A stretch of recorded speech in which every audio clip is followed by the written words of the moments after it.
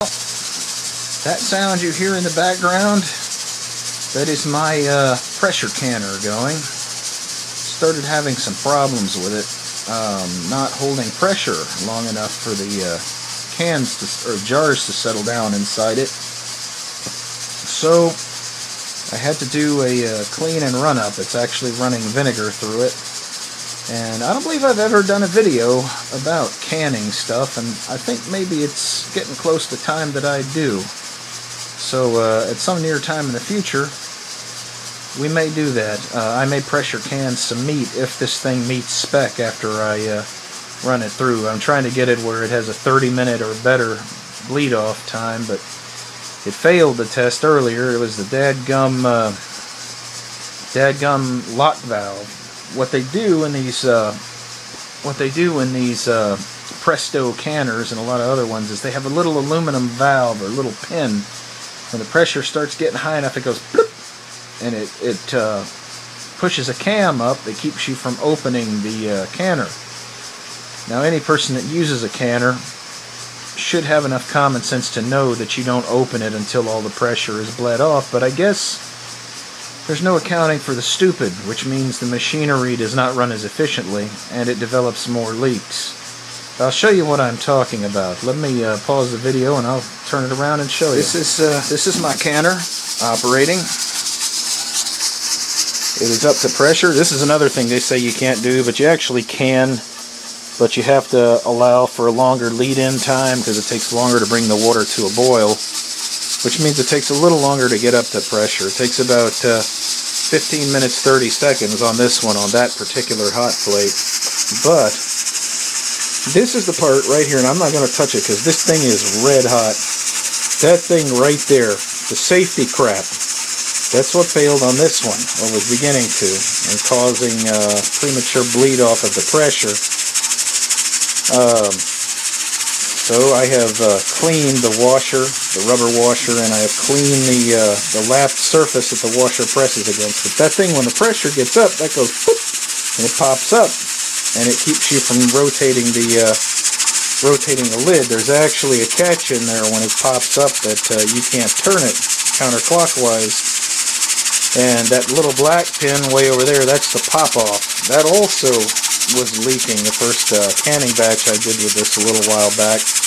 I cleaned that as well, and I noticed there was some blackening along the stem that regulator sits on. So I am running a very strong vinegar solution, and you can smell it in here. It's pretty stout. I think I put a little too much, but the more the merrier, I suppose, because vinegar will clean metal right down to the shine if you leave it long enough.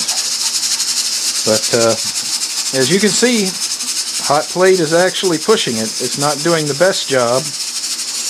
I don't know that I would trust this for a canning batch, but just for a run-up and pressure test, it seems to be doing okay. But the variation from when that thermostat is on and when that thermostat is off is too wide of a swing, I think. Too wide of a swing to safely can food in there, because right now you can see there's a lull. At this point, the pressure would be coming off the canned food, and if it was a very narrow head space, it would be siphoning. And that's something you don't want. But as long as that thing is rocking, you've got 12, actually with this one I think it's 12 pounds with one ring on it. It's either 10 or 12. But as long as that thing is rocking and chugging along like it's doing, it's holding pressure during the cook cycle. The problem with the seals is not the cook cycle. The problem is the bleed-off cycle. And what happens when the heat is killed at the end of your processing, that thing needs to sit for a while and very slowly leak that pressure off. Because with the pressure that high, the water's boiling point is sitting right at 240 to 250 degrees, depending on where your pressure is. And as that pressure is bleeding off of that, the boiling point of that water is dropping. So you don't want that to bleed off too fast, because your jars can only expel gas at a certain rate. When the pressure in there starts to drop, the boiling point of everything in there starts to drop, including the stuff that's in the jars. And if it drops too fast, the stuff in the jars will begin boiling violently. And when it starts boiling violently, one of two things is going to happen. It's either going to foam up, and it's going to blow out of your seals, and it's going to ruin your batch.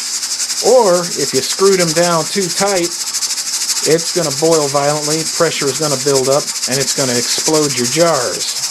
That's why you don't open a pressure canner until all the pressure is off anyway. But that's the thing about running good seals. And so far, it looks good. We reach pressure, like I said, 15 minutes, 30 seconds.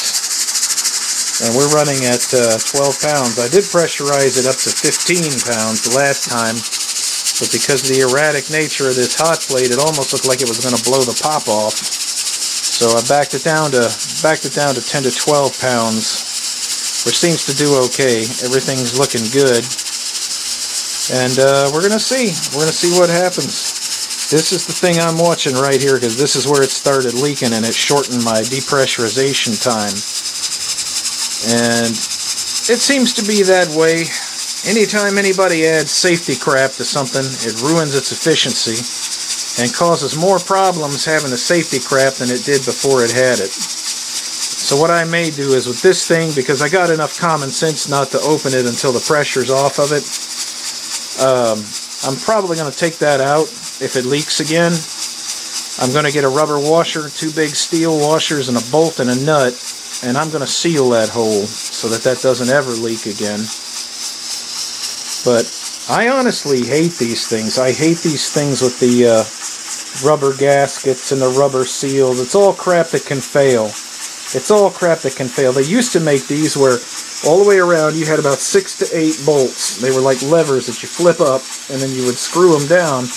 And the thing had a tapered inside made out of metal, and it would go down into that tapered outer edge. And you would get a lockdown, tight seal that would never fail. You still had all the pop-offs and the safeties, but you didn't have to worry about major failure of the equipment, you know. This one, a lot of people say the dial gauge ones are better, but I don't see how, because this right here, this regulator guarantees you're going to sit at whatever pressure that regulator is designed to carry. So it renders the dial gauge almost obsolete. Unless there's something wrong with that over there, like the exhaust port may be caked up, but that's a factor of not keeping your equipment clean. If you keep your equipment clean, keep it well maintained, you won't have these fuck-ups. Unless it's poorly designed, which these rubber gasket ones I consider poorly designed.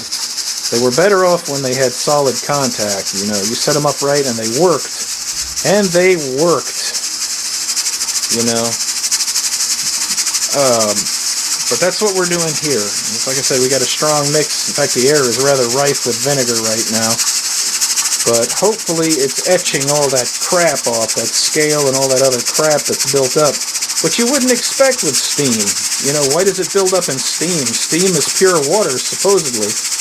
And yet, scale and crap still builds up in all of this exhausting material. And the lights may go out tonight. We got storms all around us, so, you know, whatever happens, happens. I got backup power, you know, down there. I'm running inverters and whatnot. I can't cook on it, but I can at least have the lights. And we're just doing a 1-hour run on this, letting that vinegar get into everything and etch it real good. And we're just going to kill the power, and we're going to time the run down and see how long it takes to leak off the pressure. When this thing was new, 35 minutes. It took 35 to 40 minutes for this thing to bleed pressure off. But as I've used this over time, this thing has gotten worse about holding pressure. And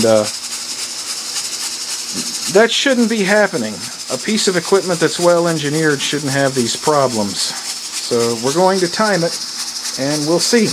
And I'll record that, and then I'll post it. But my first opinions of these Presto canners, this is a Wally World purchase. I am not enthused.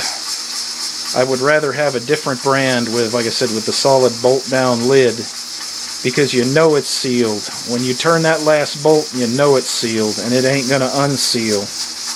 You know, unless your pop-offs and your safeties and all that crap is leaking, which it seems to be the case on this one. The pop-offs and the safeties are all beginning to leak.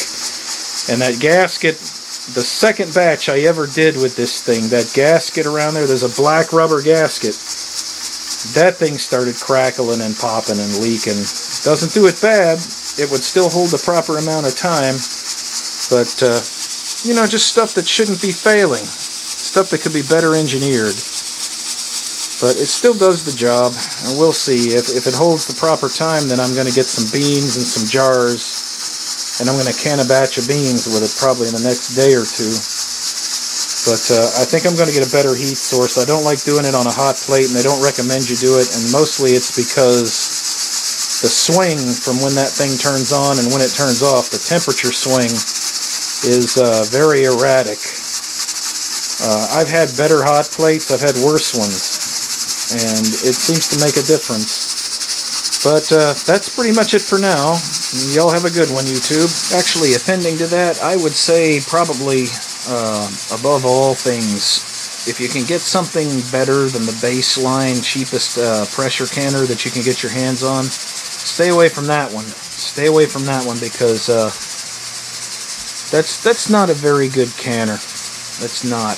It's not engineered super well. It'll get you started, but you should probably at some point think about upgrading to something that works a little better. I'm only moderately satisfied with it. It's doing its job, and by that I mean it is doing its job. Not one whit more. It could be better. It could be a way better engineered product. But anyway, that's about it. Y'all take care.